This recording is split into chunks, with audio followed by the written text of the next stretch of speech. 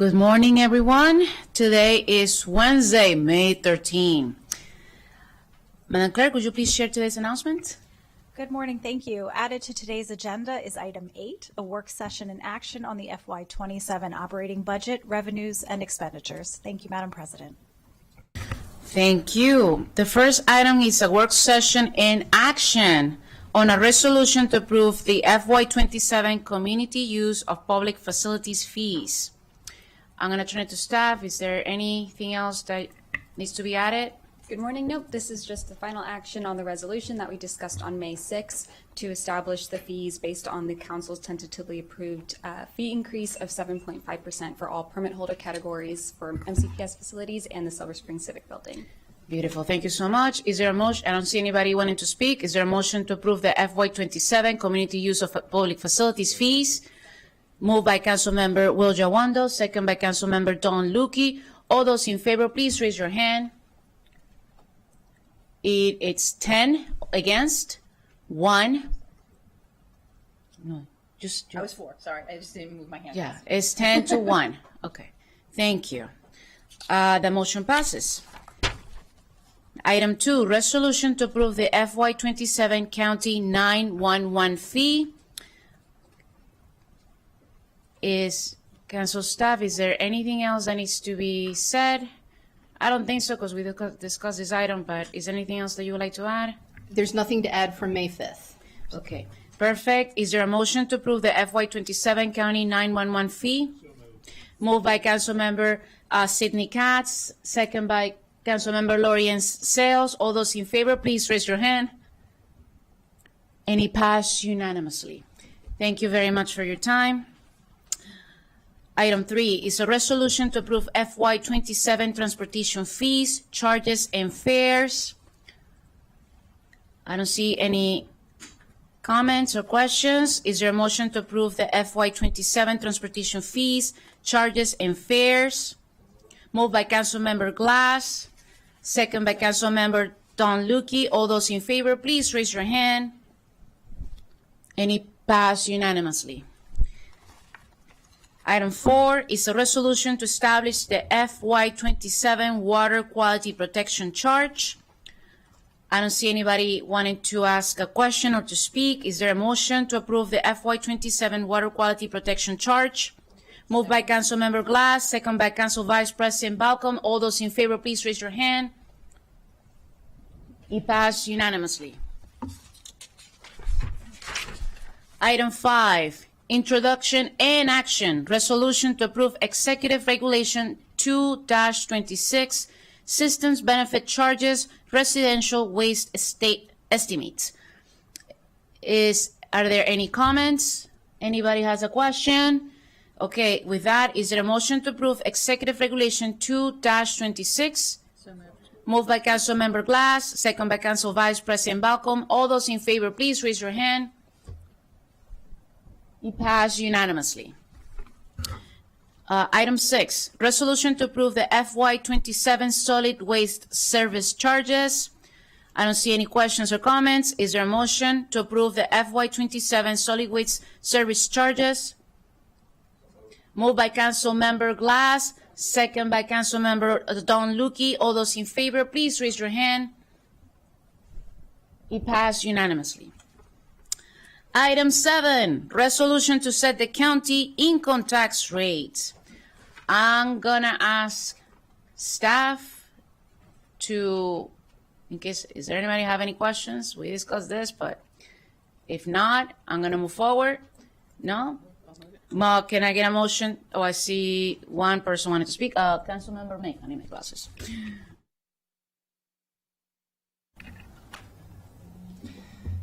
Thank you, Madam President. So this is the income tax scenario that was straw voted on Friday, and we discussed some of the implications of it in session yesterday. I appreciate the conversation.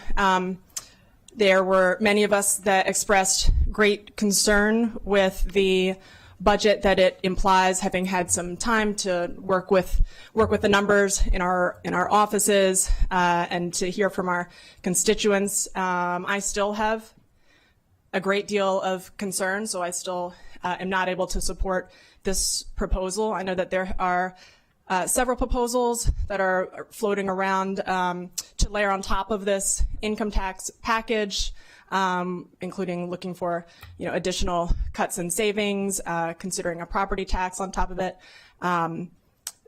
I have not seen a proposal that gets us to a place where the level of cuts to MCPS are anything but still truly devastating. I have circulated and in the packet for discussion at the next item another alternative that that again we'll be discussing after this, but hopefully folks have had a chance to take a look at it. That does include a very modest property tax increase. It does not layer that on top of this income tax scenario. It maintains the ITOC, and I'm sure that I am not the only person whose inbox is very, very full of folks who are really concerned about losing the ITOC. And so having heard that, I would not be able to do a property tax and that. So this proposal is just to do a 3-cent property tax while maintaining the ITOC and increasing income taxes only for those who, or only for income that is 300K and above.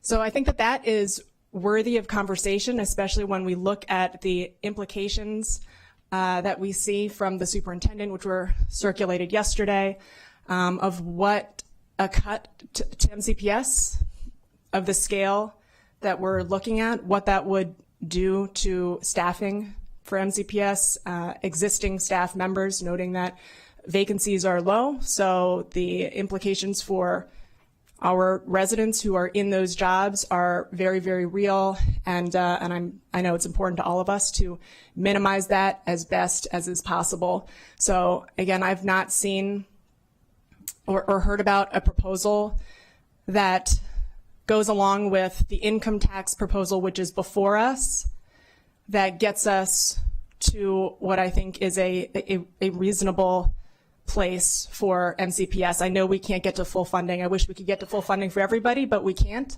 But again, I have not seen a proposal that makes this more doable than the discussions that we had yesterday, and I concur with the concerns that were expressed by many at that time. So I look forward to hopefully more conversation about potential scenarios. I appreciate the council president for inviting us to submit other revenue scenarios for discussion, and we're going to be having that discussion, and my hope is that we are not locked in to one path following this item, given that there is more discussion to come. Thank you. Thank you. Councilmember Wills-Yawando. Thank you, Madam President. Appreciate Councilmember Meek's comments and efforts to, as well as the Council President's efforts to put things forward. Appreciate Council staff for burning the midnight oil, for putting things in the packet. I'll be brief on this item because the substantive debate happened on May 8th. But the position I'm going to take follows directly from that debate. This resolution would finalize the income tax rate structure. On the preliminary vote last Thursday, it would be at 2.7% on Maryland taxable income up to $50,000, 3% on income between $50,000 and $150,000, and 3.3% on income above $150,000. I voted no on that structure on May 8th, and I'll be voting no today on the final resolution as well. I want to restate briefly for the record why I cannot support this structure. The analysis in the May 8th staff report explained that the household making $150,000 in Maryland taxable income pays the same marginal tax rate under this structure as a household making $5 million. That is the definition of a tax structure that asks too much of the working middle class and too little for those at the top. I proposed an alternative on May 8th that kept the current 3.2% rate on income up to $500,000 and raised the 3.3% rate only on income above that $500,000 threshold. That structure would have asked more only from the 3.8% of county filers who reported more than $500,000 in adjusted gross income in 2024. The remaining 96% of the county filers would have seen no income tax change. I want to acknowledge and thank the Council Vice President Balcom, who brought forward an amendment to the original GO committee structure, which generated additional revenue in spite of our constraints. I respect that work and the leadership to bring it forward. My disagreement is not with the work, it's with the underlying decision to raise taxes at households earning at or below the county median income threshold at this moment in time. We have a very difficult budget environment, and households across the county are being squeezed by inflation, by federal job losses, by gas prices that we did not anticipate 3 months ago even. In that environment, my position remains that we should only raise taxes on those who can readily bear the cost, and we should do the hard work of finding the rest of the gap on the spending side. And that's why I worked to bring several million dollars in itemized reductions to the floor of the council. And for those reasons, I'll be voting no on the resolution. Thank you, Madam President. Thank you. Before I turn it to Councilmember Stewart, I just want to make something very clear. Right now, everyone pays 3.2% income tax. Whether you make $10,000 a year or you make $100 million a year, everybody does. When I proposed the progressive income tax was with the idea of reducing the burden for people who made less money. We went through a process. My proposal went through the GO committee, who made a great recommendation. And then, because we need the revenue, it got amended through the process, which is a great thing. It shows how legislation works. What we have in front of us is a tax reduction, income tax reduction for people making $50,000. Now the proposal is that they're going to be paying 2.7% of the individual's minimum taxable income. If they make between $50,000 and $150,000, they'll be paying 3% of the individual's, bless you, minimum taxable income. If they're making above $150,000, we ended up deciding on this body a few days ago that they're going to be making 3.3%. They're going to be paying 3.3%. Again, the proposal from the county executive, it was for everybody to pay 3.3. This council decided that that was not fair for low-income families, and we changed the way we have people paying these income taxes based on their income. This is being progressive.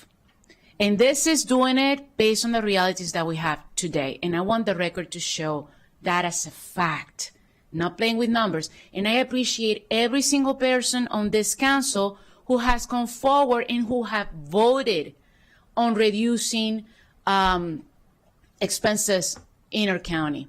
Every single person here has done that, not just one. Every single person has done it.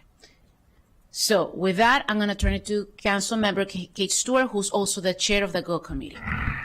Thank you very much to everyone. I just, and Councilmember Geronimo, I may have heard you wrong, but I want to make sure I didn't. Someone who makes $150,000 under this plan and someone who makes $5 million is not paying the same income tax. That is not correct, and I'm not sure if I misheard you. I'm not, so to be clear, 50% of county filers here in Montgomery County make less than $50,000 a year. Yes.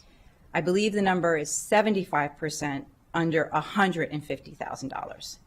So 75% of filers here in Montgomery County will receive an income tax break under this plan. I just want to be clear on who this is benefiting.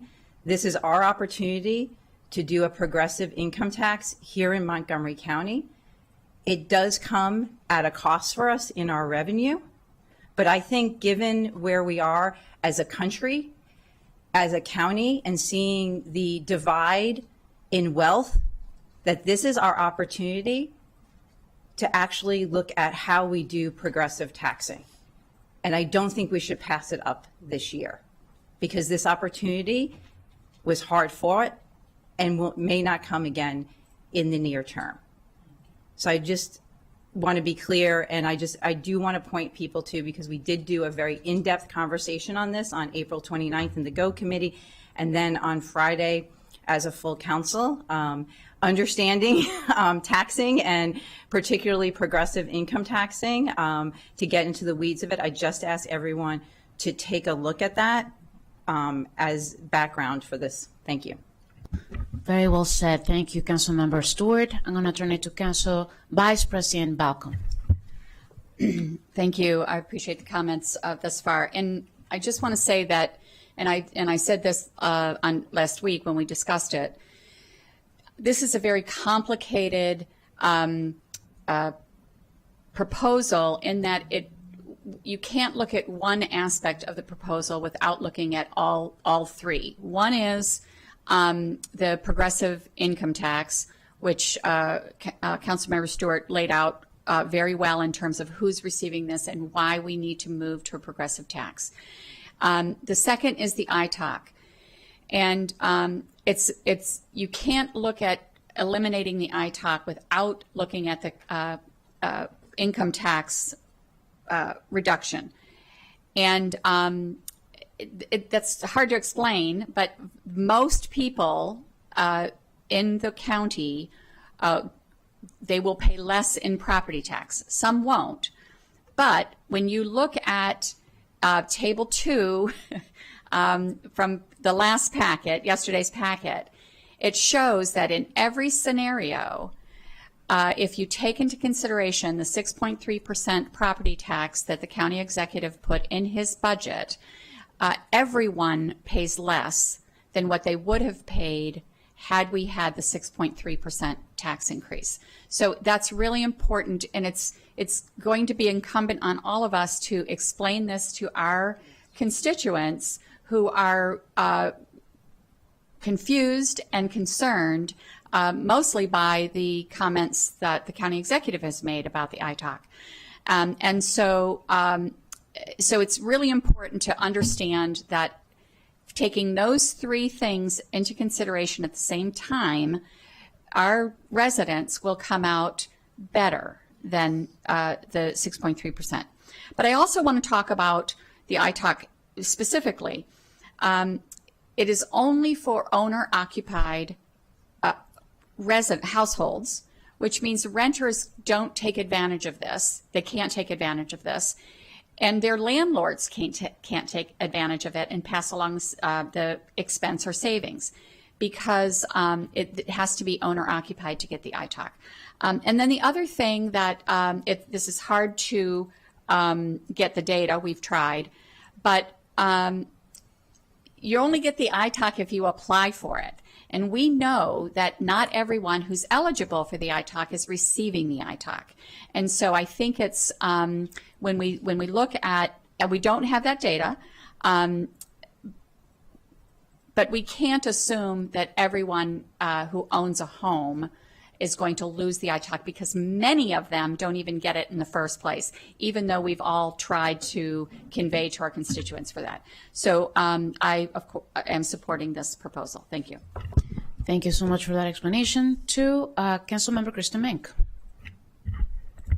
Thank you. I just wanted to clarify two things.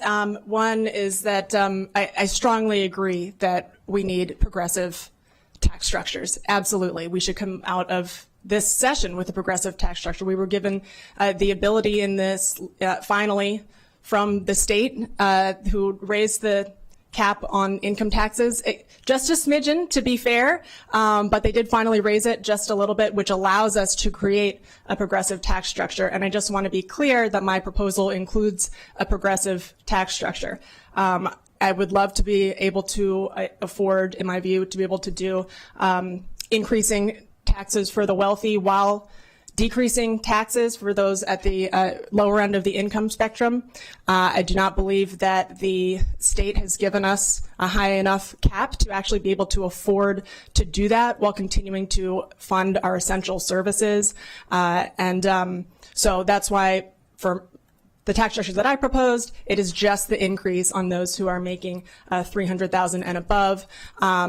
That said, I look forward to going further in future years. And the second thing I want to clarify is that I think that we are going to have more tools coming our way. And I want to really appreciate Delegate Janelle Wilkins, who represents District 20, much of which is my district, and is doing an amazing job. She brought forward in this past legislative session and got passed a task force to modernize county and municipal revenue structures. And so that task force is going to study and evaluate the revenue structure of the county and municipal governments. And they're going to submit a report to the governor and to the General Assembly by December 1st of this year. So that is going to provide a great lever and opportunity for us. We just need more tools from the state, as we've said many times, and that's going to provide a great opportunity to move that conversation forward and give us a lot more tools and make sure that we're able to really afford the levels of progressivity that we are building in. So just wanted to clarify that and appreciate the conversation. Next, Councilmember Wiljowondo. Yes, thank you. I appreciate those points. And just to be clear, what I stated is factually correct, that everyone paying over $150,000 will have an increase of 0.01 in the income tax, which I am not in favor of. So, and I said marginal tax rate, but that's what I said, and that's why I'm voting against it. I don't think we should raise income tax on people making $150,000 a year in Montgomery County. I proposed also a progressive income tax structure. There's a lot of ways to do it. One of the first things I did in 2019 with Julie Polakovich-Carr in this back room here was have a press conference saying we needed a progressive income tax in Montgomery County. I appreciate her efforts and other efforts.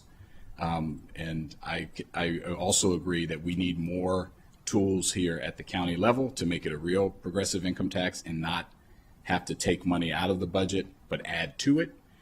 While lowering taxes for people, and that's why we need more room. If we could go up to 3.9 or 3.7, that would make us actual have a really good progressive bracket. Just wanted to add that since it was brought up. Thank you. Okay. Oh, Mr. Smith? Yeah, we just have Mr. Smith. Yeah. Sure, I just wanted to clarify, for those earning $150,000 exactly, under this proposal, they would receive a $450 tax break on their income taxes in 2027. Someone earning $151,000, so slightly over that, would pay $1 more than so they would have a $149 million tax break under this proposal. You have to get to about $600,000. $900,000 was the GO committee's. $600,000 or more before you pay more in taxes under this proposal. Thank you for that clarification, and it was discussed recently. That's the data. Numbers don't lie. We're not here playing politics. Numbers don't lie. We're giving a break to people. And at the end of the day, if you agree with the progressive income tax, you need to start somewhere. Saying no is not a solution. Saying no is not leadership. But I'm going to take Councilmember Katz now. Thank you. I think we need to be clear why someone is paying less. Because in the progressive income tax, whatever the first $50,000 is paying less, whether you're making that $5 million or whatever, you're still paying less for your first $50,000.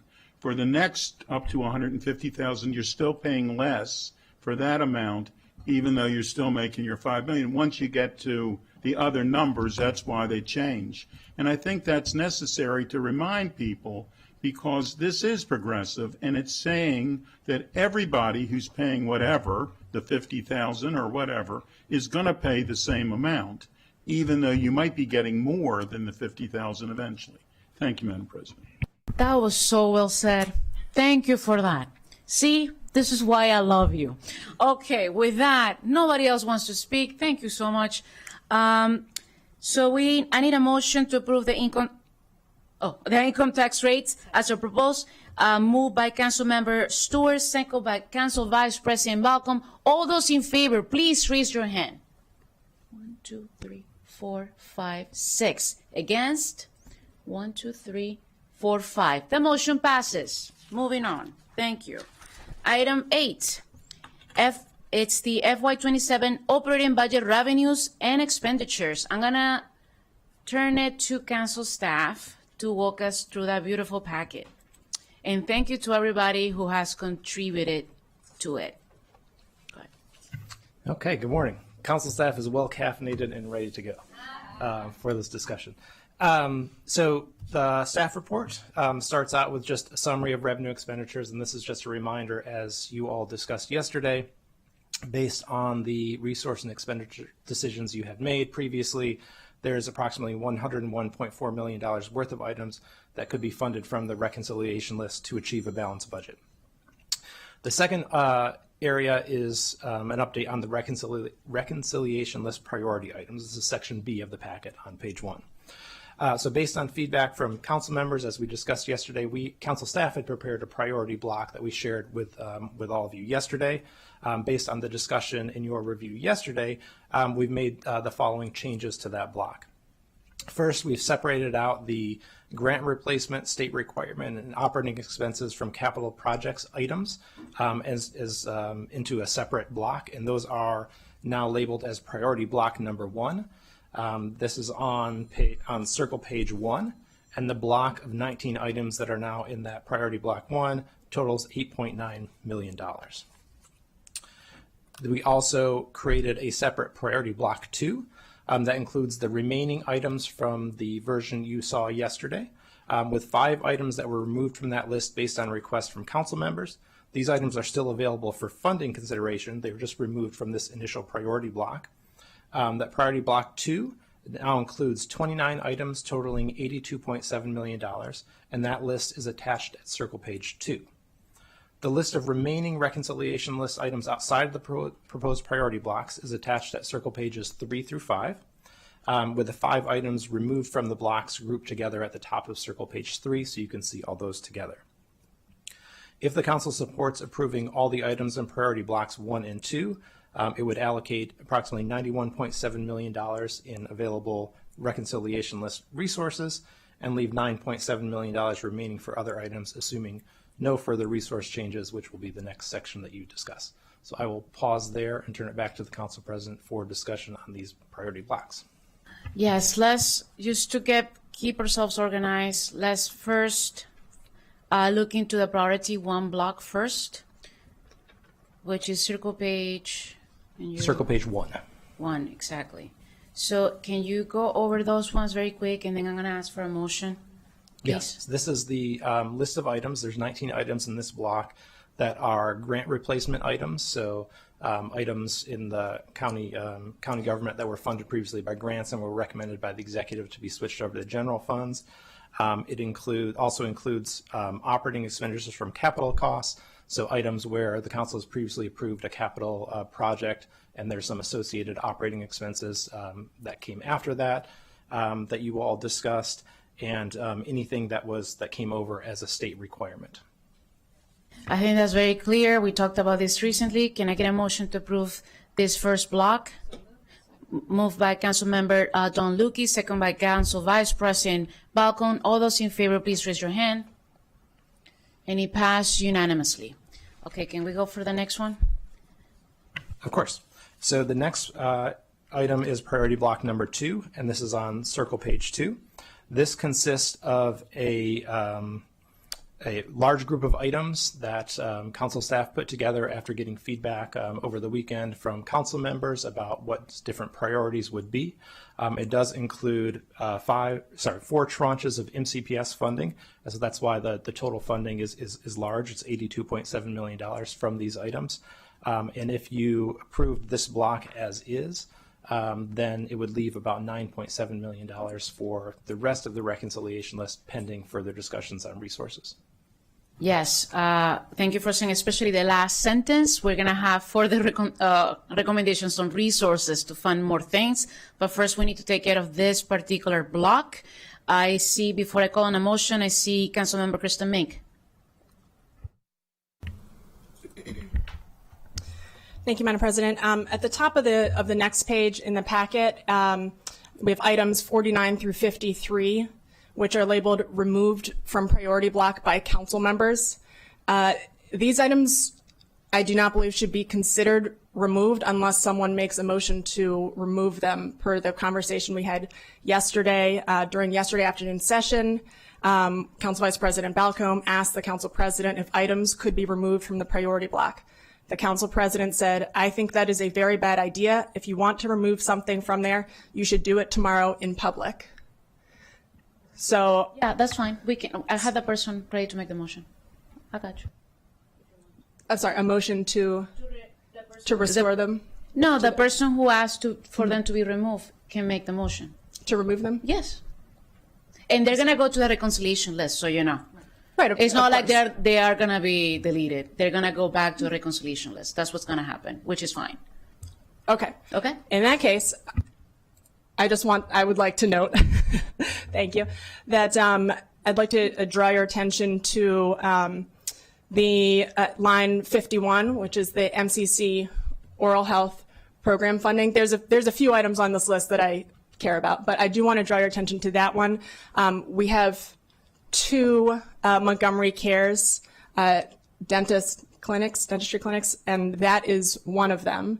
The MCC clinic sees more patients but receives less funding than the other one, and I'm not saying that we should decrease the other one. They're both obviously doing the very most that they can, but MCC, the Muslim Community Center, they have not received an increase in this time, and they have been using private donations to try to fill that gap. So we've got Catholic Charities, which is receiving more funding and doesn't have to do that. We've got the Muslim Community Center, which is relying on their members to pay for that. And so I would ask that we include that whoever's planning to make the motion, that they not apply it to the Muslim Community Center on line 51, and happy to discuss the other ones. I think there's some other essential pieces in there, but I think that one is a real equity issue, and we also only have, again, 2 clinics, and this one is serving disproportionately our East Coast or East side of the county clients. Thank you. Just a reminder, these items are just going to go back to the reconciliation list. I did say if somebody has an issue with any of them, they can remove them, and that's what we're about to do, and they're going to be on the rec list for later on. So it's not like that they're going to disappear. Can I get a motion to remove these items? I'm going to turn it to Councilmember Evans. Sure. So this is a really tough budget, tough decisions to make. I did bring forward some items off of the priority block. I like to be transparent.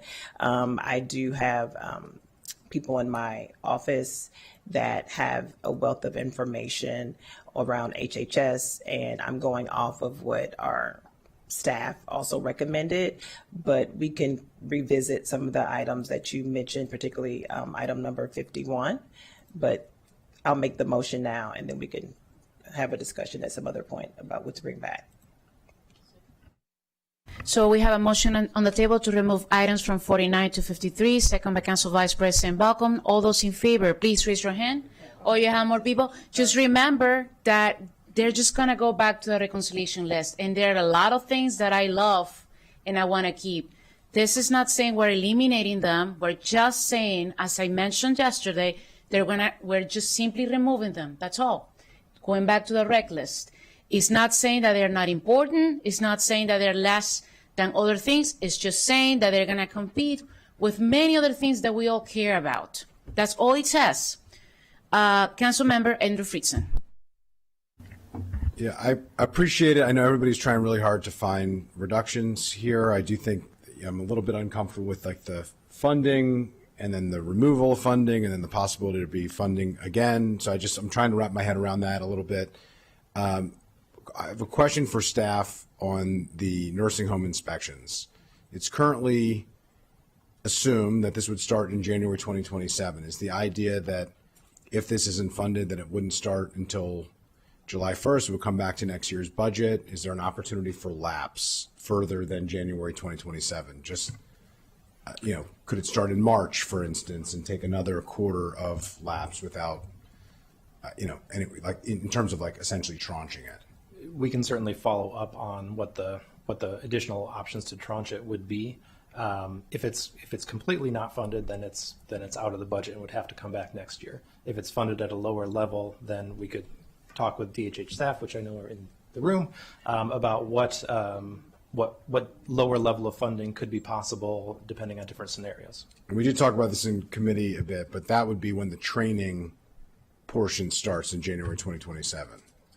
If this is funded. If it's not funded, then no one would be hired, no one would be trained, so the process for this would start much later. I just want to make sure we understand. Can our friends from HHS come forward and answer that question? Appreciate it. Thank you. Because we did ask about this, of whether or not there were options to lapse delay.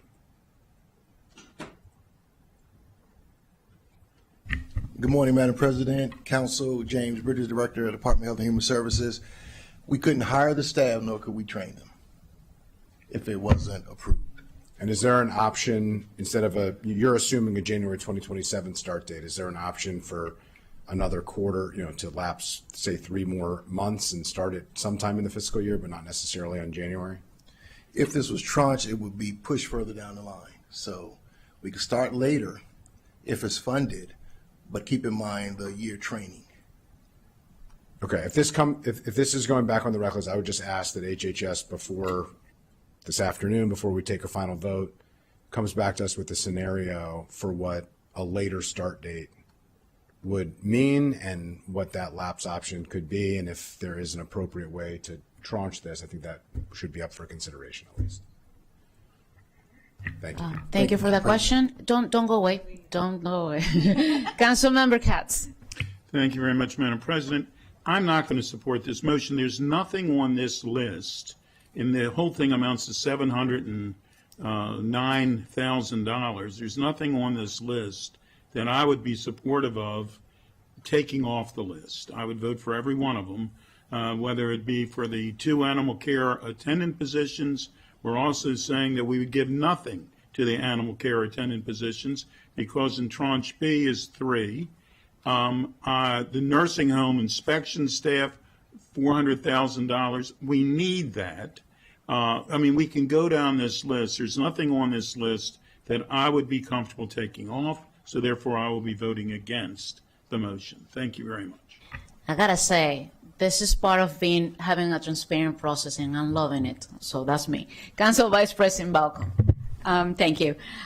So I did put the animal care for transparency on the block only because I was looking at positions, right? One of the things that we've talked about is the structural deficit, and that continues with additional positions. So that's the only reason I put that on there. But the reason I seconded the motion was process, just process-wise, right? This is the first time we're doing this this way, and we have a block, and I'm very comfortable voting for this block. But I appreciate the process of the transparency, but also if anybody didn't agree with anything on the original block, to pull it out before we voted in mass. So that, from a procedural perspective, that's why I supported the amendment. Thank you for that. Councilmember Evan Glass. I think this is a really good conversation, healthy for the body, healthy for the public, but I just want to lift up comments that the council president has stated almost every single day since this began, that anything that we have supported to go on the rec list is subject to future conversation. And this process only reaffirms that. And so what is on this rec list might, depending on the vote of this body, might not be on this rec list in 5 minutes, but it might reappear again. And that is the process, and I just wanted to say thank you. Thank you for that, Evan. Okay. Councilmember Kristen Mink. Thank you. Appreciate the conversation. Appreciate the efforts. I recognize that we're obviously in a tough position, and I as noted by there are line items that I am multiple line items that I am concerned about. I am understanding where folks are. I'm okay to come back to have the conversations about those from the rec list. Except for, I would really appreciate if we could retain, I'm going to make a friendly amendment if I could, to continue to prioritize the oral health program funding. I am really concerned about their ability to keep up with, they're not going to be able to keep up with the need at this point. Sure. I was going to say, like, so I voted for these things initially to be on the priority block. Not easy at all. And I did not do it without asking questions. I didn't just say, let me just pull this off because of the dollar amount. But I am happy to amend the motion to withdraw line item 51. Thank you. Okay, we have an amended motion. Okay, now I have next Councilmember Lorian Sells. Thank you, and thank you to all of my colleagues for their thoughtful comments. I had a question for Director Bridgers about the nursing home inspections. When are we required to start those inspections? Is there a deadline to get started on those or to submit the inspection reports? Thank you, Councilmember Sells, for that question. We should have started 4 years ago. Delaying it any further will cause further delay in hiring and those inspections. Going back to delaying it 3 months, 6 months, or even a fiscal year would further push and cause greater harm to our nursing homes. And it's not just the nursing homes. We have to think about the people who are in these nursing homes, the level of care they're receiving, the level of cleanliness that they're adhering to. And these are our most vulnerable residents that are left in these nursing homes. Some don't even have family visiting them. So this shouldn't even be on a reconciliation list. It shouldn't even be a question of what is important. This isn't about continuing. This is about taking on a responsibility that was shifted from the state. This is a requirement that we now have to assume. And if we ignore this responsibility and let our most vulnerable seniors suffer, it will be on our conscience when the liability lawsuits come forth. This isn't about continuing a program or increasing investments in a program. So I just want us to just think very clearly. We're making adjustments and concessions to increase funding, amend funding, but to even get started with hiring, training, and preparing the staff, I'm not sure what's going on. So I want to amend and, make sure that this is a requirement. This is not something that should even be on the reconciliation list. Like, we had a very long conversation about this. This used to be a state requirement. The state did this work. Now we have to do it as a county. We have no one in this position to do this work. So I would like to make an amendment to not even put this on a reconciliation list, but ensure that it is funded. So if just to intervene, I'm sorry. So if we make a friendly amendment to remove item 50, then by the time we vote, a minute, maybe 3 minutes from now, that's it. It will be done. It will be protected. That's what it means. So I hear a friendly motion to remove item 50 to go back to the priority block. I'm going to ask the person who made the motion, Councilmember Evans, if she agrees with that amended motion. In 2 seconds, I'm going to withdraw the whole motion. Right. Yes. No. And I think it's important for, like, what I've been trying to say all along is it's important to be transparent for people to see and know how hard this is. This is really hard. So these aren't things that I take for granted, that I did not want to do. But in thinking about some of the other things that we are wanting to fund, and please forgive me, I sound like the nursing home inspection staff is not important. I misunderstood that training was going to take quite some time and that would delay any type of work that could happen. So that's my misunderstanding of that. But like, this is hard. So I want people to see, like, we are really grappling with things, and I'm seeing people from the school system. Like, I just think of all the things that I want to be able to move forward. So I am going to, because I heard my colleagues, I know everybody hasn't turned their light on, I'm going to withdraw the motion. We can put it back in the block, but like, so Madam President, we're doing all this in public so people can see how hard it is and see where we are. I mean, this is what it is. So I'll Thank withdraw the you. motion. Thank you for that. The motion has been withdrawn. Yeah, that's it. So we don't have anything. I still have people waiting to speak. If you're good with the priority block, okay, I see one. The next person I have is Councilmember Wojawando. Thank you. See, if you're long enough in the queue, it just gets worked out before you even have to say anything. I was going to advocate for several of the issues, including the oral health care center at MCC and the nursing home inspections, but and the animal shelter. But I appreciate the motion being withdrawn. I just want to confirm that means we don't need a motion to put it back into the priority block. It's there right now. It was removed, yeah. Okay. All right. Thank you. That's what I just told Councilmember Sales. You're done, right? Councilmember Don Lukey.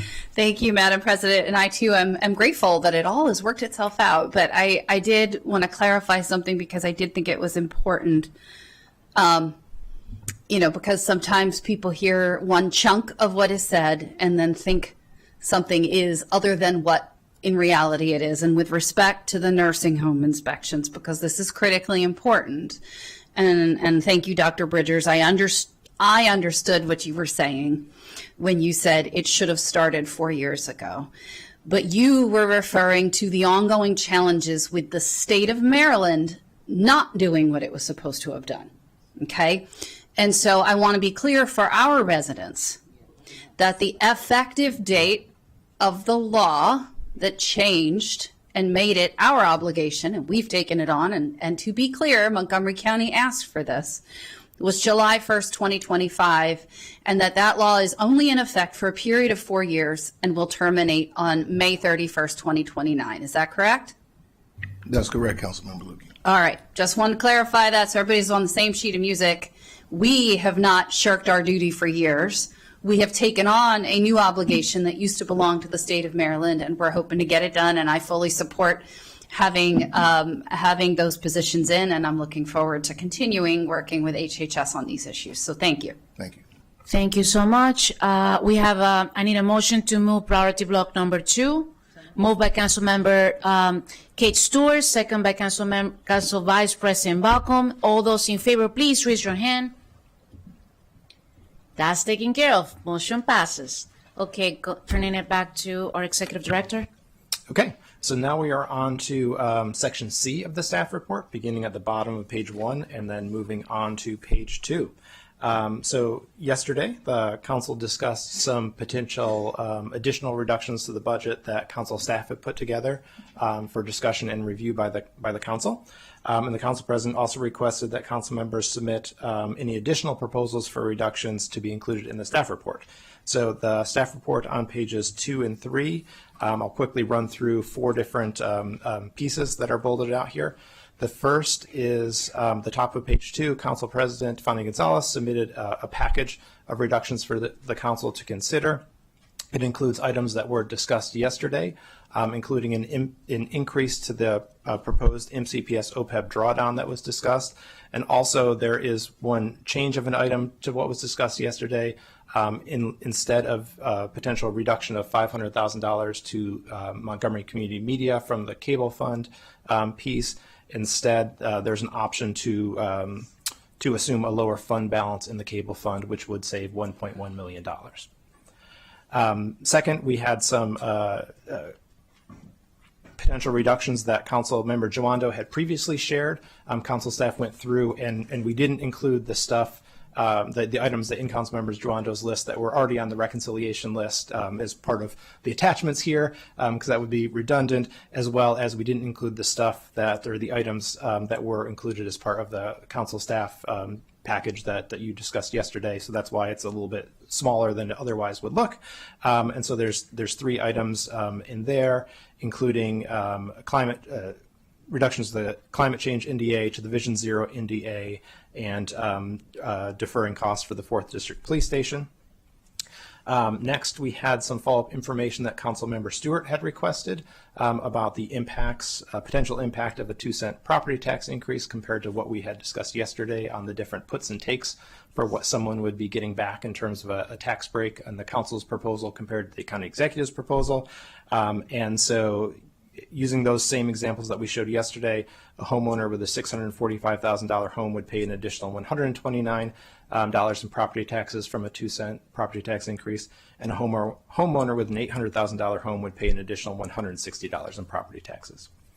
And then the last section is the proposal that Councilmember Mix submitted and referenced earlier. I'll briefly go through it and the different components, but it would leave the ITOC of $692 unchanged. It would add a 3-cent property tax increase. Her proposal was for a different progressive income tax structure than what you approved in the last item. It would use no additional reserves. It would add $28 million in drawdown from MCPS OPEB funds, and it would include $18 million in new base budget cuts, including about $8 million of those that were proposed by council staff, an additional reduction to the Green Bank, and a $2 million increase in lapse across county departments, and a table that Councilmember Mink put together showing the various puts and takes is included in the staff report on page 3. And so with that, those are the different packages we received and discussed, and I'll turn it back to the Council President. And as you all know, I'm very highly organized. We're going to have to break this down into different stages. The first thing we have in front of us is the reductions that I submitted. I need a motion to move that forward. Moved by Council Vice President Balcom. I need a second. Second by Councilmember Stewart. I see Councilmember Don Lukey wanted to speak. I'm going to open it up for discussion right now for this particular block. Go ahead. So this is for the reductions as a first block, yeah. Yes. Mm-hmm. Is page 2. Page 2. Page 2. The first At block. the top of page 2, the first chunk there. Thank you, Madam President, and thanks to everyone for really, again, truly digging into things and trying to work everything out and make the best of a difficult situation. And I truly have a lot of respect for everyone in trying to find consensus. And our council president has been working hard at that, and all of us trying to find a path forward in going through this budget.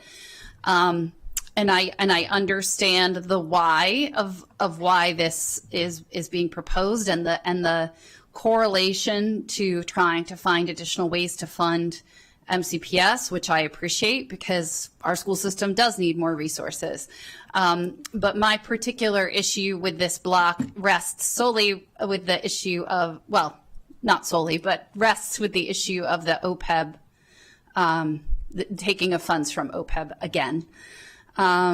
We did this last year, and we used that as a tool to try and solve a difficult problem last year. We were told it was a one-time thing.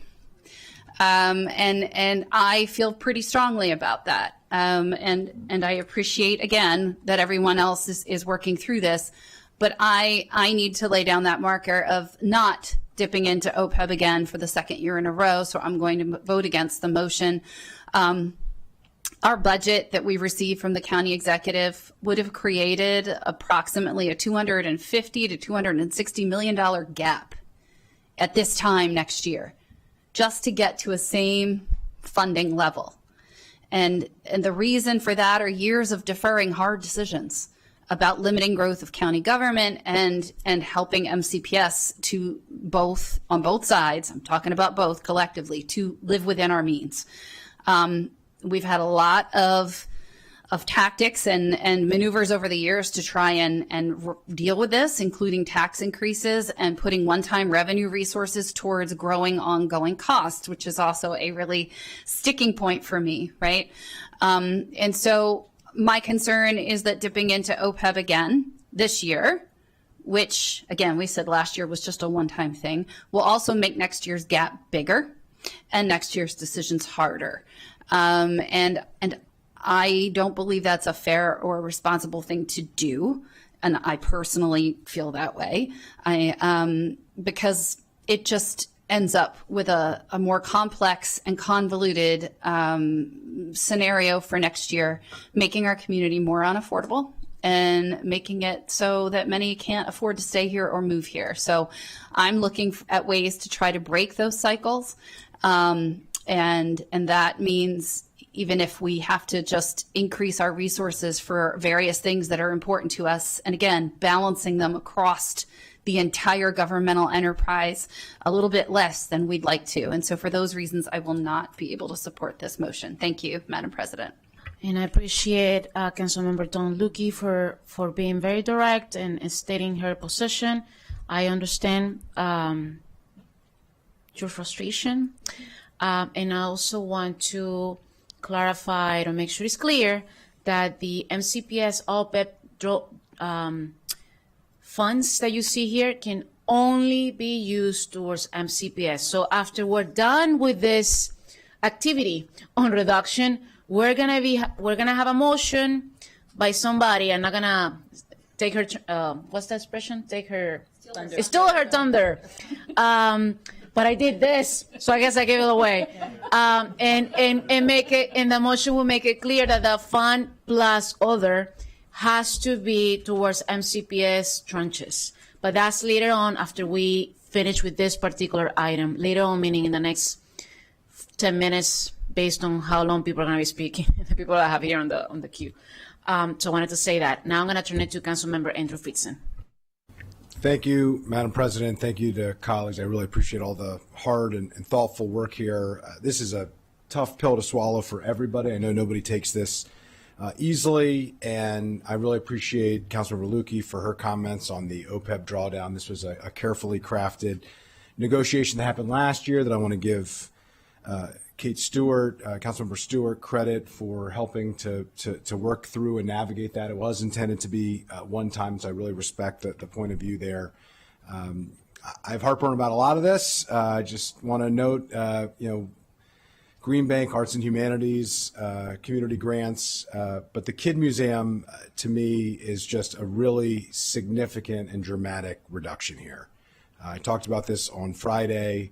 The Kid Museum, who may be located in Bethesda but serves students throughout Montgomery County, is a major partner of Montgomery County Public Schools, serving our most in-need students who don't have access to these types of enrichment, STEM type of activities, is really a crown jewel for us. This level of funding will require them to lay people off, will require likely for them to have to break their lease. And I just can't support that. I can't vote for that. I don't think that that is something that I can wrap my head around, even though the rest of it, as difficult as it is, because it is to find ways to find more funding for schools, I could wrap my head around, even though they are very, very difficult choices. I want to reiterate, based on the funding levels for MCPS, Kid Museum receives about $800,000 in earned revenue from MCPS. That revenue is going to likely be cut dramatically, if not eliminated.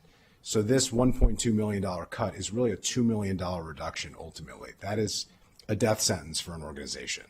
And I'm just not comfortable doing that for something that has been a county partner for a decade.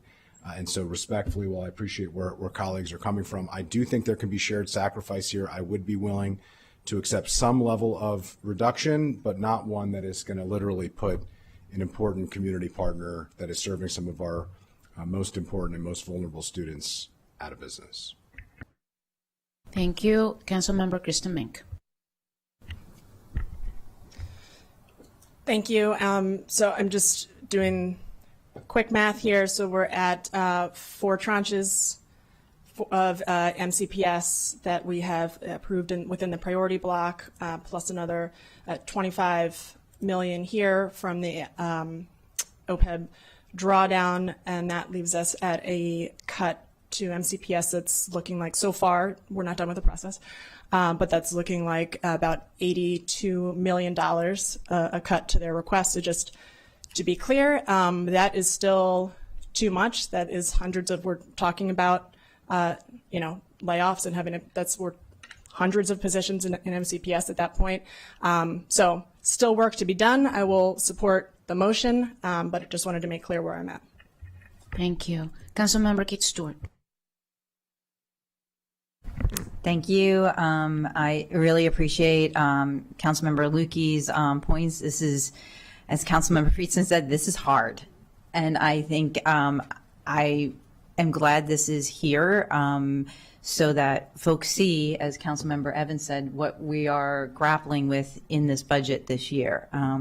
Even with the other proposals coming up, they're just, none of them are a single answer to what we have to accomplish in this budget. Doing the OPEB drawdown again this year is very difficult. Last year, I made clear I really wanted to be a one-time. And I think this year, with the needs in our schools and our entire county government, we are facing really unprecedented times. I'm looking at, as best I can, at how we can meet the needs of our community, not just today, but into the future. And so the Green Bank and community grants and other things on this list are things that are very difficult decisions, but I am willing to vote yes for this package if we can get more tranches on the table this morning for schools. Thank you. Thank you for saying that, Councilmember Stewart. Next, I have Councilmember Wojo-Wando. Thank you, Madam President. I appreciate the effort to identify additional reductions so that we can fund MCPS and other important priorities. This does not get us where we need to be ultimately, but it moves us in a better direction.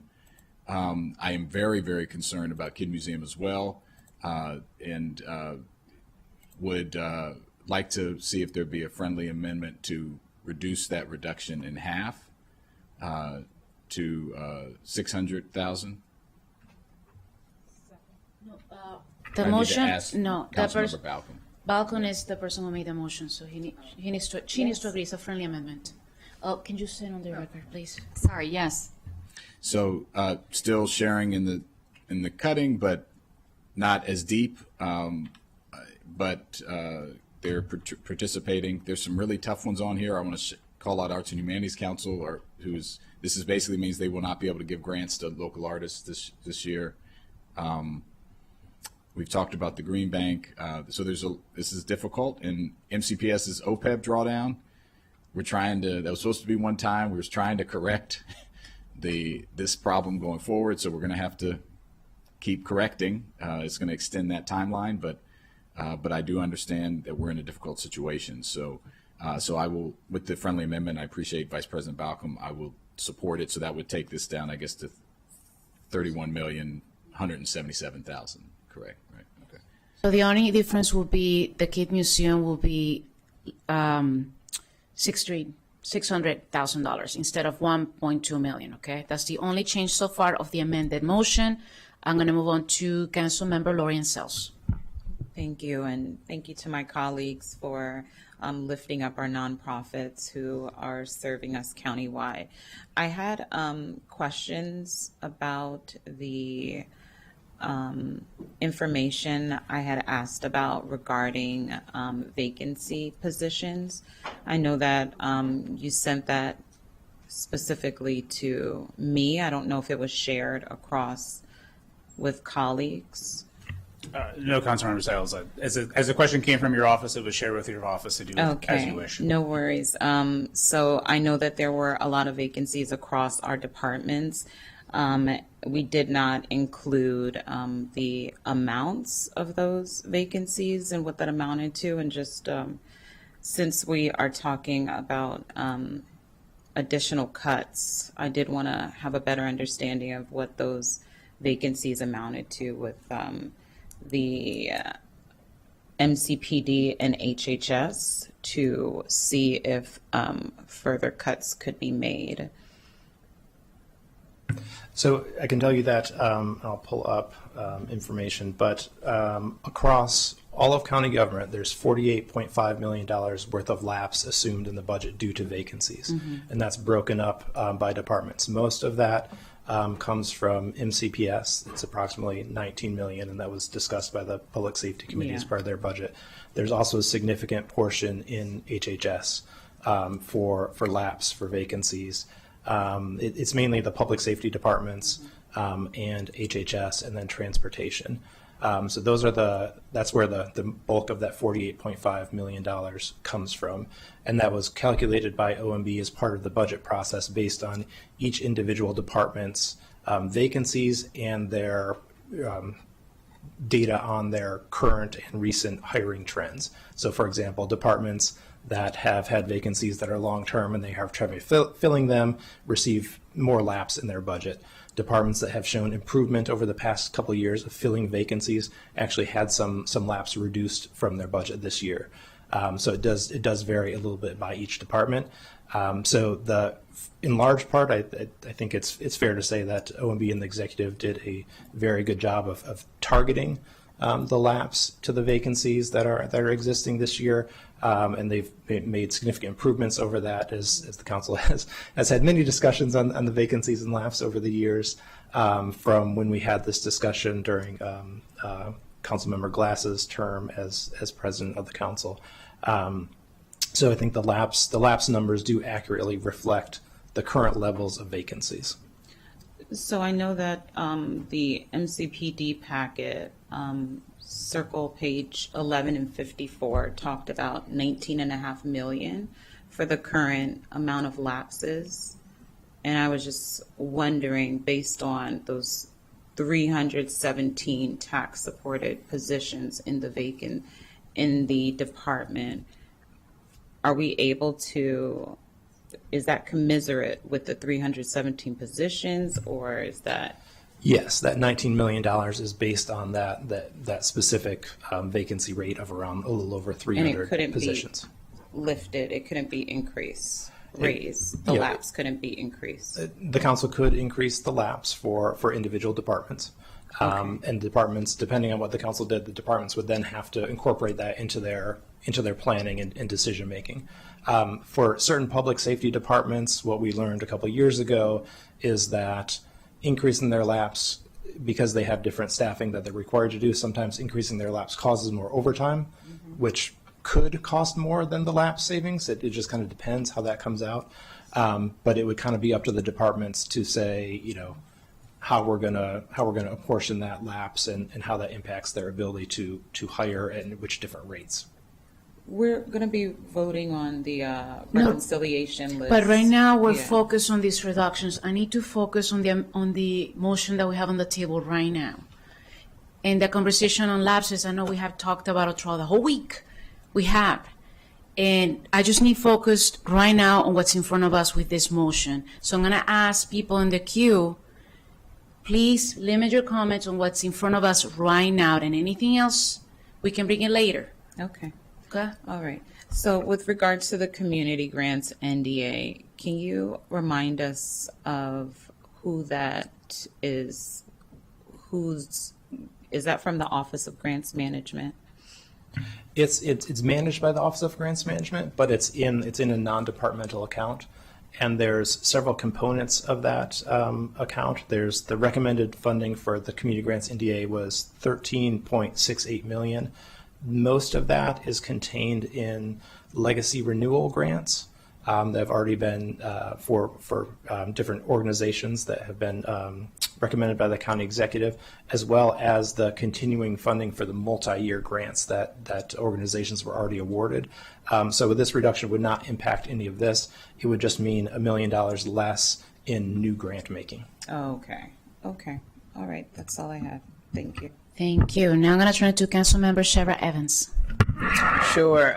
So, Madam President, thank you for allowing us to have a lively and very professional debate and discussion here. And I appreciate my colleague, Chair of the Education and Culture Committee, Juwando, for offering the friendly amendment.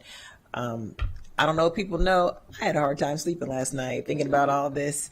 I appreciate the comments that were made by Councilmember Lukey, and then what was stated by Chair of Go Committee, Councilmember Stewart, about wanting to make a one-time drawdown on MCPS. But I do think what we're doing here is the right thing.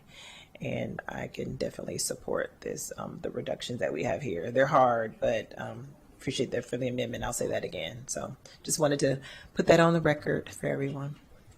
Appreciate you very much. Councilmember Andrew Friedson. Thank you, Madam President. Thank you, colleagues.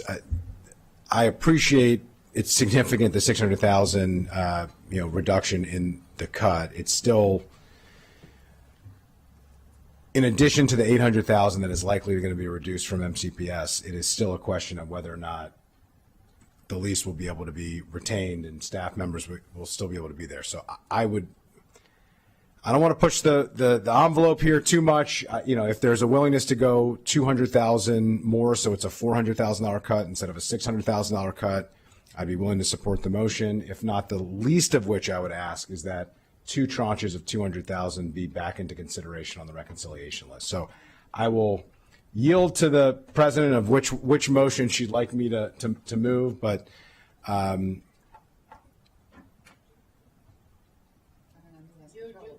it's your motion. Actually, I'll yield to the vice president, the mover of the motion. Yes, thank you. If an additional 200,000, which is what I had tried previously, so it would be a $400,000 reduction in the motion, or two $200,000 tranches on the reconciliation list. I would obviously prefer the former than the latter. I think that just like the other item, if we keep chipping away, it'll impact the whole thing. But I do agree with the tranches. I think that makes sense to put 2 tranches on the reconciliation list. And we'll have remaining funding that we'll talk about towards the end of this. So I appreciate that. State the whole motion now. So the whole motion is to, on page 2, to restore $600,000 to the Kids Museum. I almost gave you 60 million, but 600,000. No problem with the lease there. To the Kid Museum, and to put 2 tranches of $200,000 each on the reconciliation list. Okay, that's clear to everyone, right? Okay, perfect. We're still on this motion. We're still on the motion. Yes. No, please. I have people in front of you. Councilmember Stewart. Thank you. And thank you to Councilmember Sales on the clarifying question on community grants. As the Council Vice President said, we'll be looking at the full reconciliation list and what funds we may have left to do that. And I just want to put a plug in for additional money to our nonprofits. We moved earlier today for 2 other tranches that takes them from what the county exec had budgeted at 2.5, which was not anywhere near enough for them, up to 3.5. And just, again, there's a lot of puts and takes in the budget. And so if this motion goes through and we take this reduction of the amount of grants that are available to our nonprofits through the Office of Grants Management, just remember that as you're going through the rec list and whether or not another tranche for our, or more, for our nonprofits can be included in the budget. Thank you. Thank you so much for saying that, because that is highly important. I'm going to turn it to Councilmember Sarah Evans. Last you hear from me. I did want to publicly acknowledge Councilmember Friedson too, given that really impassioned speech about Kids Museum, the importance of their work and what they do for various kids in our community. I think is really important to highlight. So that jumped off the conversation. So I did want to acknowledge you publicly for that. I'm sorry I forgot that. Yep. It's okay. Councilmember Katz. Thank you very much, Madam President. Can somebody check with the Kid Museum to find out what their lease is actually going to cost them? No, I don't believe anybody wants to put them out of business. And if they can't afford their lease, we're putting them out of business. So if someone could please check from our staff so we can get a number. In the council staff report for the Kid Museum NDA discussion, in their proposed FY27 budget, their rental cost is 1.2 2 million, I believe. And with this reduction of the 600,000, They would be getting approximately $1.8 million from the county. okay. Thank you. Yeah, we checked on that, so they'll be fine on that front. The last person I have is Councilmember Lori Sells before I call on the vote. Thank you. I just wanted to clarify, so your proposal was to decrease the Kid Museum by the 1.2 million, and then Councilmember Jawando said restore 600,000, and then we're putting 400,000 in 2 tranches. That's only $1 million. So it really should be 600,000 in 2 tranches of 300,000 to give the 1,200. That's correct. I am skeptical, given what has happened up to this point, that 3 $200,000 tranches are going to make it off the rec list. So I was suggesting 2 $200,000 tranches. I would certainly love for 3 $200,000 tranches, but I was trying to be realistic, understanding that that would be if both tranches were funded, it would be a $200,000 reduction to Kid Museum, but would also allow them to continue with their programs without significant service reductions. That was the intent. Okay. You are right. The math, Okay. you are absolutely right that it would. Okay. I wasn't suggesting getting the full 1.2 million reduction back on the rec list. I was suggesting just as close as we can. Two of those. Okay. And I had suggested coming into this meeting that I was willing to vote for a package that included a reduction. This went too deep. We're still deeper than what I'm comfortable with supporting, but hopefully it can get off the reconciliation list, and ultimately we can end up in a place by the end that I would be more comfortable. Thank you. With that, we have a motion on the table that has already been cleaned up. And second, all those in favor, please raise your hand. 1, 2, 3, 4, 5, 6, 7, 8 in favor. Against? 1, 2, 3. You got that? Okay, perfect. Thank you so much. Now we're gonna move on to the next part.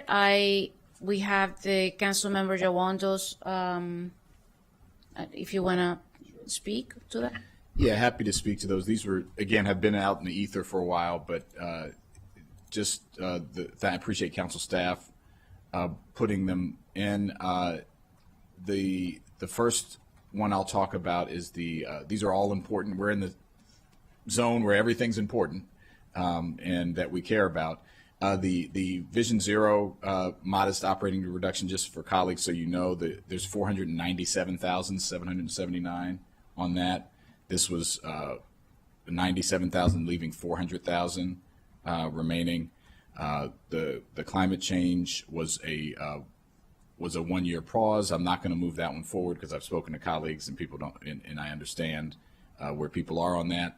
And then the deferred FY27 relocation cost for the 4th District was $100,000. Maybe I'll turn to. Sure, and Ms. Farag updated me to make sure to understand that if the council chooses to do that, it would actually impact the supplemental that has come over for fiscal 26. Okay. It got mixed up into that, and so some of our notes from over this budget have needed to be updated, and we missed that. All right, I appreciate that. So that one would be a fiscal 26 decision in terms of supplemental that is currently okay. So we'll scratch that one. So then I get the one to consider would be the Vision Zero slight reduction, which would save about $100,000. So I'm happy to hear from colleagues. If people want to do that. Is there a motion? Is that a motion? No, I'm not making a motion. Yeah, but I'm just explaining it since it was in the packet. Just wanted to make sure I was clear. Nobody wants to speak. Okay. No, there's no motion, so we're gonna move on. There's no motion, and I don't see anybody else wanting to speak. Not on this. Okay, but I just want to make. Okay, we're gonna move on then. So now I'm going to turn it to Councilmember Stewart. Thank you. And I just want to ask, because Council President, you referenced this when we were doing the reduction block, and I would really like to, and I don't need to move it if somebody else was going to move it, but to do that, like, did you want to do it? Okay. All right, because I wanted some clarity that we were definitely doing that this morning. To finish with the packet, and then we're gonna do that, but you're gonna get that clarity soon.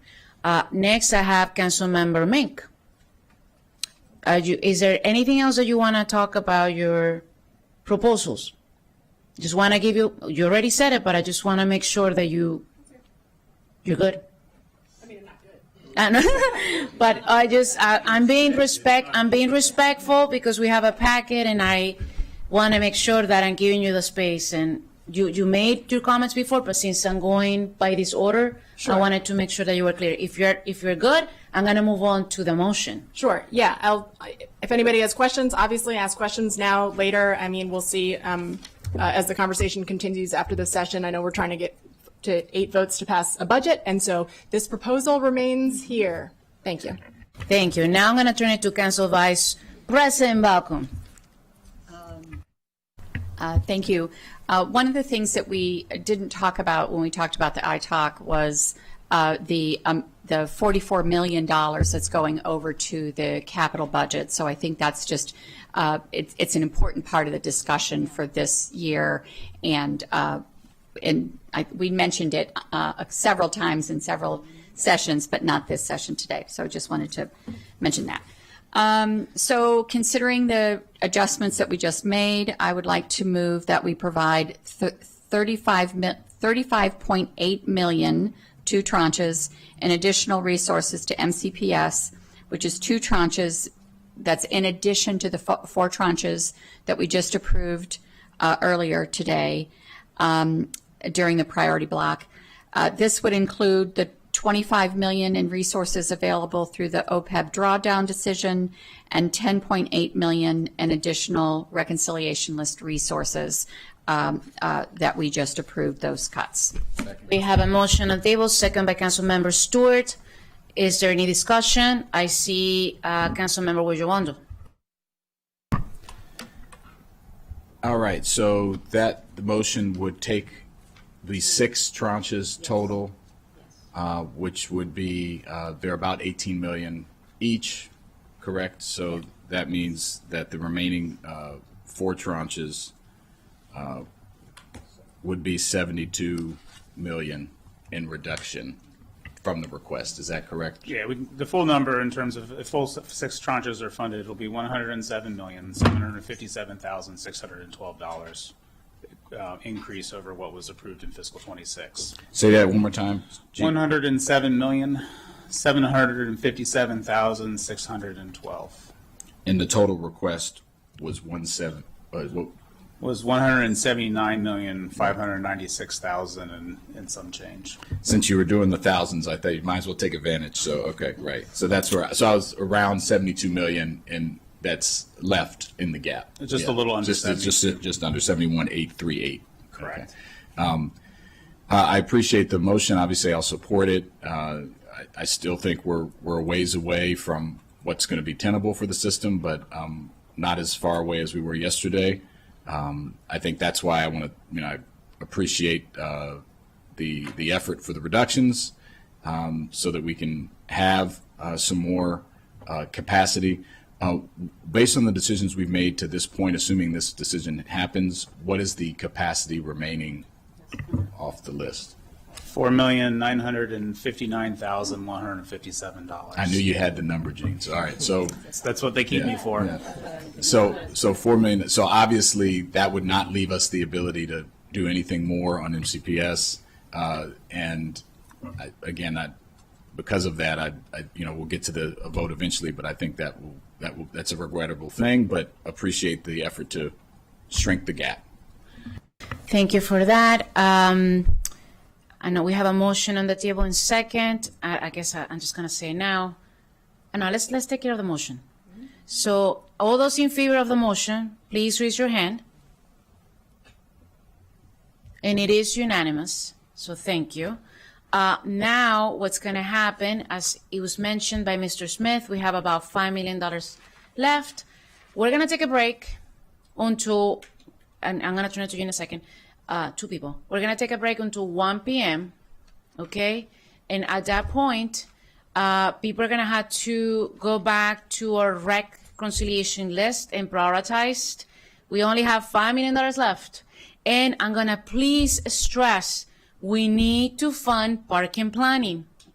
We must fund parking. I have a newborn, I get it. Parking planning, plus the hiccups. And there are also key items in HHS, in the court system, that we must, please, and I just say the parking planning, this is your time to remind colleagues how some of these items are so critical, and we only have $5 million left. So I'm going to now turn it to Councilmember Friedson. Thank you, Madam President. None of these decisions are easy, and I really appreciate every colleague for coming at this and trying to address these challenges. And I would like to ask staff, before we come back, I've been talking all night and working through some different dynamics within departments. Staff has been working through them. There hasn't been enough time to totally confirm on some of the operating expense and lapse dynamics. I do think there's still more room there. And so because it wasn't ready by 7 p.m., your deadline, Madam President, because we weren't able to get all of the answers, and I'm not comfortable forcing something to happen here, I would ask staff and ask that we ask as a body, if possible, to identify $500,000 in county government and operating expenses and $1 million in lapse. I have identified most of these myself, but I haven't confirmed them, completely within the departments. And so I just want to make sure before we make a final vote on that, if colleagues are comfortable, I would ask staff to be able to work on that, and hopefully we'd be able to make a final decision this afternoon once we return. Sure. So if staff can find that out, that's great. But we had weeks to look into this, and I looked into this with staff. But if you have something in writing that you can provide by 1 p.m., please do, because we're voting at 1. So what we'd have to do is quickly connect with our O&B colleagues and walk through what that could potentially look like with them, and how, if there were an additional $1 million in lapse, an additional $500,000 reduction in operating expenses, how that would likely be distributed across departments with the help of their expertise. All right, if you're gonna do that, okay, for $1 million, go ahead and be my guest. Council Vice President Balcom. Thank you. I just wanted to add on to the request for parks. This is my 4th budget, and 4 budgets in a row, the county executive has not funded parks to the level that should be funded. I think that that's the only entity that continually is underfunded, and so I think that we need to do that. So we had this discussion when we were looking at the reconciliation last week, but Circle 4, page 4, items 102, 103, 104. So in order to hit the threshold, I would suggest, first off, I ask my colleagues to please consider parks, and to do that, to look at 104 is the decreasing the lapse to 9%. That's the 412. What I don't want to happen is for people to vote for different things, and then it doesn't hit the threshold. So, and then also the item number 100 is also important for parks. So just laying that out. So appreciate it. So thank you for that, being very direct. This is your time to be very direct. So items 100 and 104, I'm going to turn it to Councilmember Mink. I'll just note that I've also spoken to the executive branch over the last couple of weeks. I think that they could do a $2 million in lapse. Whether they would come back and say that in the next couple hours, of course, is another question. But as long as we're asking a question that we may or may not get an answer to, I would ask that we make it for more funding, because there's a number of smaller items on the list that could potentially benefit. And as colleagues proceed forward into the time that we have to look over these last bits and pieces, I would just urge you to please also take a look at your inbox, which is full of messages from our teachers, from our educators, from parents, and consider that we are not locked into the current path, and there are other options to consider ahead of us. My inbox is half MCPS and half ITOC elimination. So, thank you. Councilmember Lorian Sells. Thank you. Since we are being asked to put forth all of our Hail Marys, I would ask for an increase in lapse funding for $2.5 million. This is with regards to the MCPD's high vacancy, the funding of their social media position without our consent. And, we just all read the very enlightening article about crime being down countywide, particularly in Silver Spring. And given the limit on the amount of positions that our police academy can accept every year, I believe that this and other high vacancy departments would be able to absorb these costs. Just want to see if I know Councilmember Friedson asked for $500,000, but if we can identify $2.5 million, that would be $3 million in lapse funding across departments and what that impact would look like. I think I would ask, especially given the short time frame, that if the council wants staff to do this, to give us a specific amount and target to talk with the executive branch about. I just gave it to you, the $2.5 million, and I believe Friedson asked for $500,000 across all departments. Yeah, so what I was asking for was $1 million in lapse and $1 million, okay. $500,000 in operating expenses. I have identified where I think they would make sense. Been in conversations over the last, many days.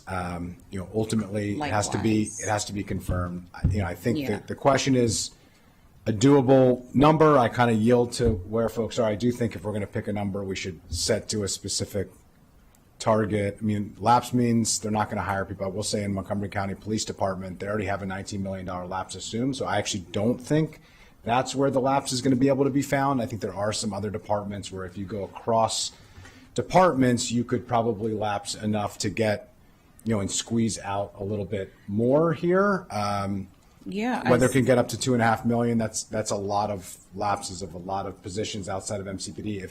If they hadn't already assumed in the budget the $19 million in lapse, there'd be a lot more room. Unfortunately, they already have, and I know that the council president has looked into a lot of this, so I don't want to discredit the work that's already being done. I just think we could squeeze a little bit more. That's why I just wanted, I was referenced. I just wanted to clarify my suggestion. The numbers that I put forward are based on what I think is very reasonable and practical of what could be done in relatively short order. That's why I put it forward. I'll yield back. And I put this forward because I have been in talks with our staff about this, and the information just takes a while to get back to us. So if there's a consensus, since Friedson asked for $1 million, Councilmember Mink asked for $1 million. Yeah, I spoke to the exec branch, and I believe they can do $2 million. Sorry. To clarify, it wasn't $2 million in addition. Having had conversations with the executive branch over the last week or two, I believe that they could find $2 million. Whether they could find that specifically in the next couple hours is another question. But I'm just saying, as long as we're asking them about $1 million, let's ask them about $2 million. I don't know if I certainly appreciate the effort to find the dollars here, but that's right. Yes. So if we can agree on $2.5 million, to encompass 2 million to balance out all of these asks, from Friedson asking for $1 million, Councilmember Mink asking for $1 million. I just think a 2 million ask. If they can't find it, they can't find it. That's your motion. Yes. So I want to be very clear. We have spent weeks on this. We have all spent No, weeks no, on this. please do not interrupt me. Do not do that. I wasn't even finished. I Okay. didn't know that you were. Okay, so does someone have to second the motion or? Okay. Yes, so the motion is for $2 million in lapse funding across all of the departments before we take our afternoon vote. Is there a second? Can I ask a clarification? Is there a second? Okay, Thank second. Now you can ask your question.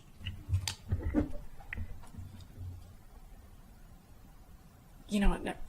Never mind. Let's just. I think they can do it. Okay. All right. Okay.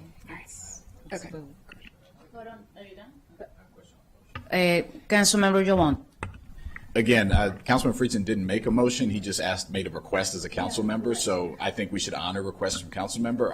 If they say off the top, Councilmember Mink is saying she's identified 2 million in lapse in real numbers with agency conversations. The motion was to find 2 million. I think there's no reason we shouldn't honor that request to go and say, can you find 2 million? So I don't know why we need a motion. That's why I seconded it.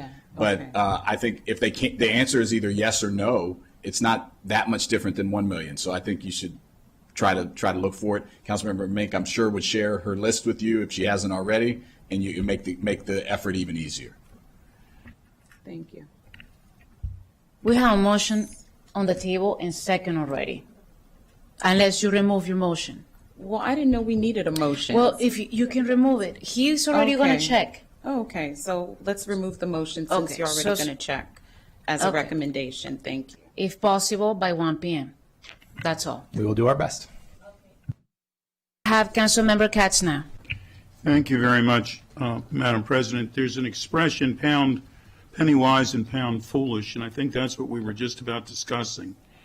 I am very concerned about things that are not on the list, the reckless priorities. And as an example, and we talked about that there's circuit court, et cetera, but as an example, for the police trial board resolution, it's required by law. They have to, when an officer appeals an administrative charging committee's decision, they're entitled to, must have, that ability, and we need to make certain that that is something that's required by law, by state law, and ours as well. Also, as an example, for the park police, the computer-aided dispatch upgrades of $80,000 is contractually obligated. It's already spent. So I don't know where that would be in our discussions if we have to put this back on. I don't know how we're going to handle this afternoon, I guess. Let's start with that. So the two items that you just mentioned, Councilmember Katz, I'm on circle page 3. Unless you Not guys sure which can, page. that is page 7. Let me see, but it's circle page 3. Yeah. Do you see them there? So I think it just as a general comment, while certain things, there may be legal requirements for the county provide to do certain things, it doesn't mean certain funding levels are required to do those things. And so same with contractual requirements that are subject to funding requests. And if the council approves a budget that, for example, does not have as much operating funds as Park and Planning would like to cover certain things, they have to figure out how to cover what they need to cover within their budget. If the law requires, as an example for the administrative charging issue, if the law requires it and we don't give it, how can that be done if we don't give them the resources? We could have to follow up on that specific one, Councilmember Katz. I just think this is very dangerous in what we're discussing on these. Can I just need clarification on something with Councilmember Katz? So the park police item that you mentioned, is that the one that we already voted on block 2? Is line 39? Is that the same one? When I just got, from heaven, I just got this information. One is line item 118, and one is line item 105.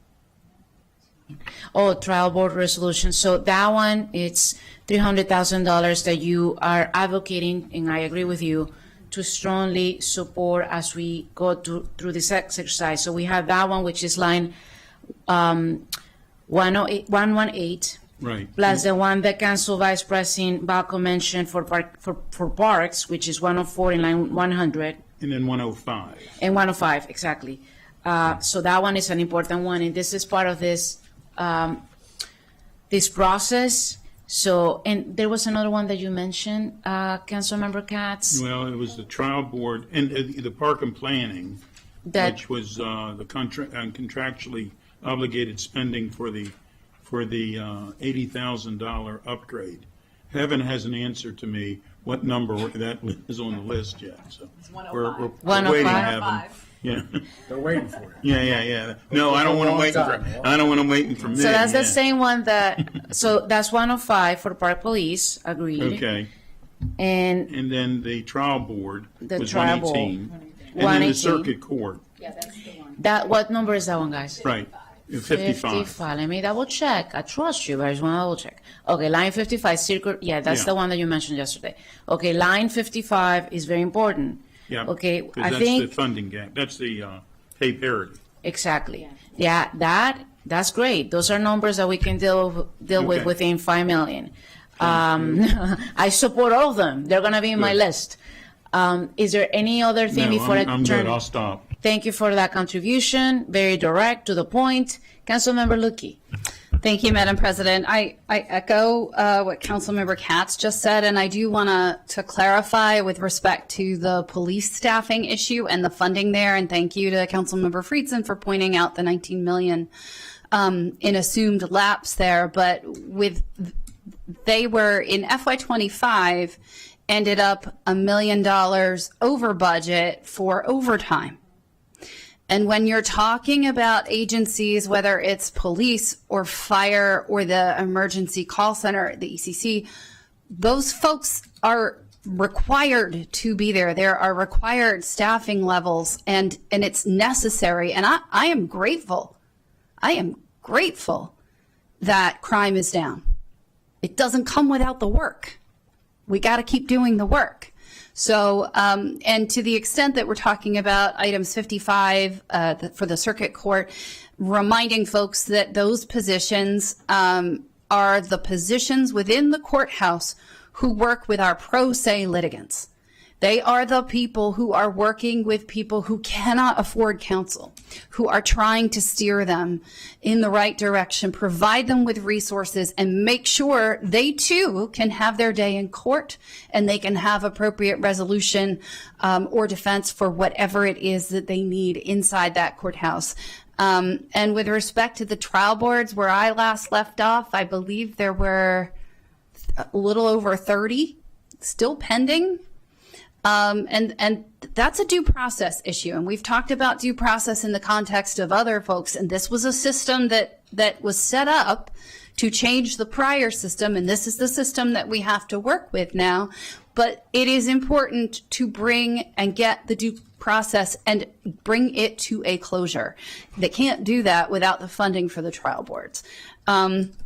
The one other thing I wanted to raise that Councilmember Katz did not touch upon was the evidence.com digital evidence review tool for the state's attorney's office, which also is part of the due process and part of the rights of all involved in the criminal justice system, because without that tool, it makes it harder to review the large, and I want to emphasize, large volumes of digital evidence that are now at play and an ongoing process of all criminal prosecutions. They need that not just to prosecute their cases, but to timely provide the evidence to the defense counsel.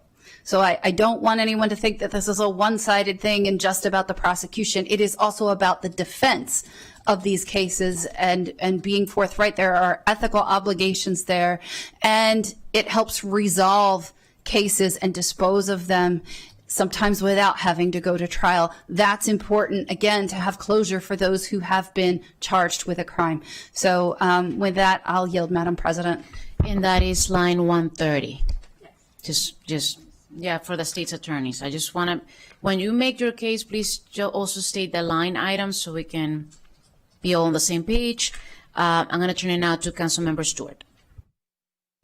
Thank you very much. I just want to lift up a couple of things that I think might easily not be understood what the description is.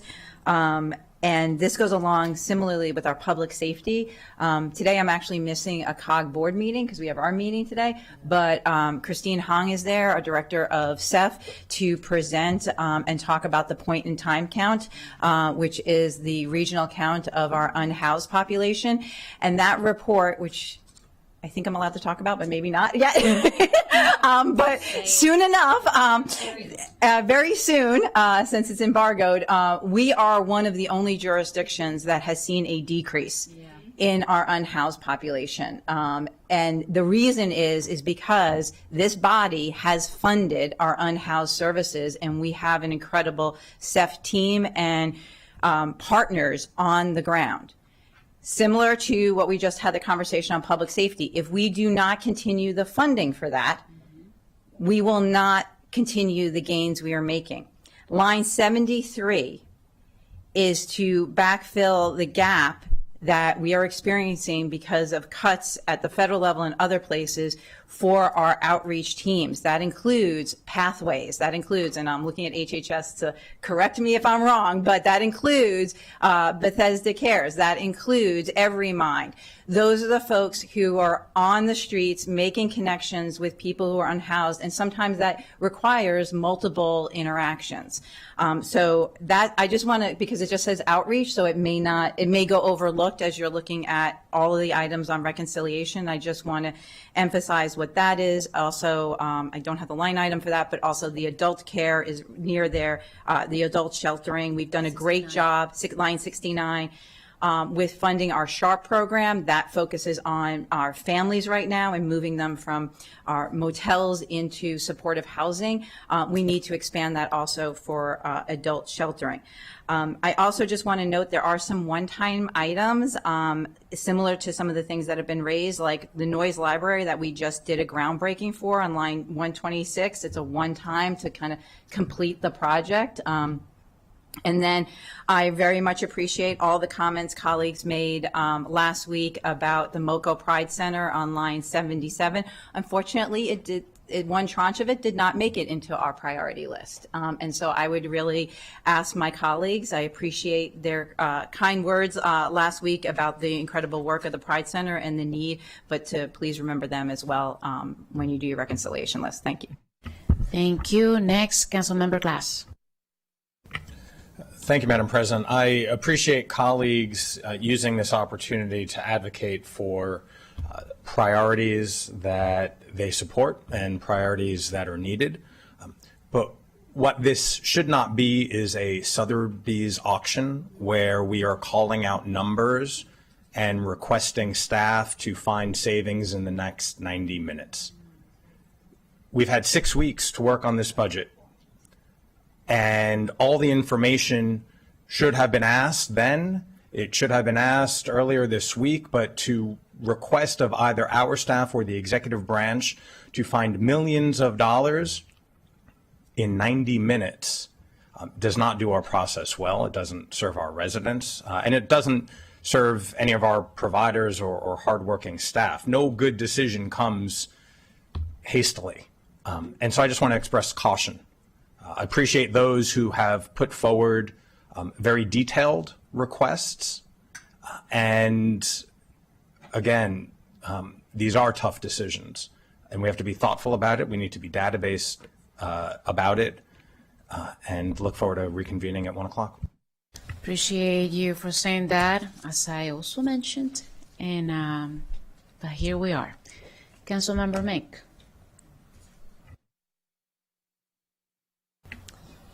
Thank you. I know there's not a lot of money to work with, and I'm hearing a lot of priorities. So again, there's another path to a little more revenue on the table. A couple on the table. The reimbursement provider rates I want to mention, and I know we're all trying to decide what to mention here, but I want to highlight that one. Okay, it is helpful. Okay, let me find it. If anybody has it first, feel free. Let me see. Okay. I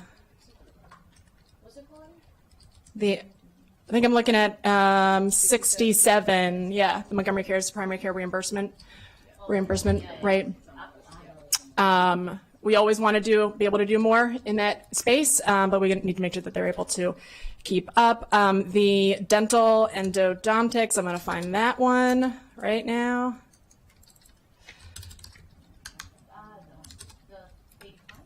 That is, that one might already be, I think that one moved in. That was going to be potentially removed from the priority blocks, and we kept that one in. So appreciate that. And then I also want to, I completely agree on we need to keep up with all of our shelter needs. So it's been said, but I want to say it again. We are making progress against all odds. We have to continue to make that progress. The shelter budget gap, the outreach budget gap, 6973, et cetera. We got to make sure that we find a way. Senior nutrition costs are going up. Period. The food is going to be needed. They're not going to they're not going to stop coming. So that gap is there. That's a relatively small line item, but I will note it. And then lastly, at line 82, it's not labeled as MVMA, but that's where that is. And I highlight that one because that is an existing service, and I talk about this one every year. It's not like in my district. I think it falls to me because it's for the Vietnamese community, and I am there. But I appreciate the support that colleagues have shown to this program every single year. It really does mean a lot, and I just want to note that that is on the list again. And so I'm lifting that up. If we do not fund this, this is going to be a removal of a long time ongoing service that is used by many people who do not speak English and who or with low English proficiency, and MVMA assists them in getting state and federal funds. That is always a great investment for us, and helps them get through many different interactions with government, with their interpretation services as well, from rental assistance to getting driver's licenses renewed. So I hope we can get that done as well. That's line 82. Thank you.